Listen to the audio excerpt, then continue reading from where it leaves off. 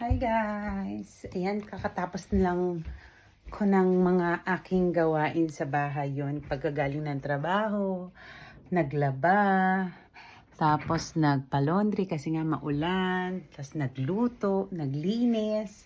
Ngayon, free time ko na. Kaya naman ay gagawin ko na tong negosyo kong dropshipping. Magda-dropship na kasi eto kahit nasa bahay ka lang, nagge-generate ng income dito, di ba?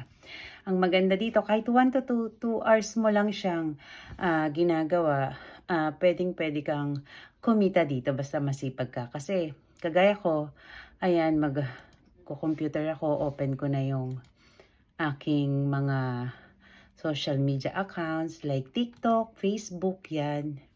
Usually, Facebook, dun ko talaga siya pinopromote. Kagaya ito, ayan ang Facebook ko.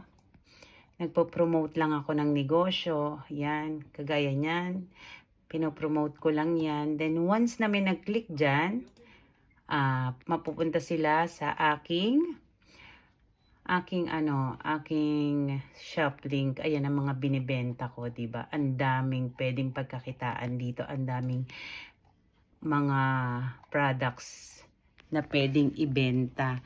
Ganon lang kadali. Kaya kahit nasaan ka man, kahit nasa ibang bansa ka man, ay pwedeng-pwede to. At ang maganda dito kasi ang daming kinikater netong country na pwede mong i-market sa lahat na buong mundo, di ba?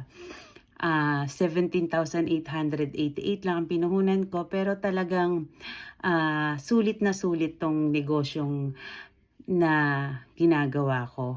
Kaya kung ikaw, interesado ka sa negosyo ang ginagawa ko, pwede mo akong i-PM para ma-guide kita at maituro ko sa'yo kung paano gawin tong negosyong to. At para kumita ka na rin kasi unang-una, 'di ba, dito sa Japan, ang hirap na ngayon ng buhay, lahat mahal, lalo na ang bigas, 'di ba? Kaya yung sahod mo hindi naman talaga yan sasapat, 'di ba?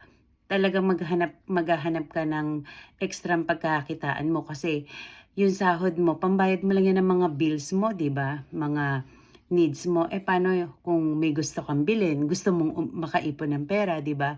Kaya ito bagay na bagay sa ito kasi dito sa negosyong ito, napakadami ng binago ang buhay nito.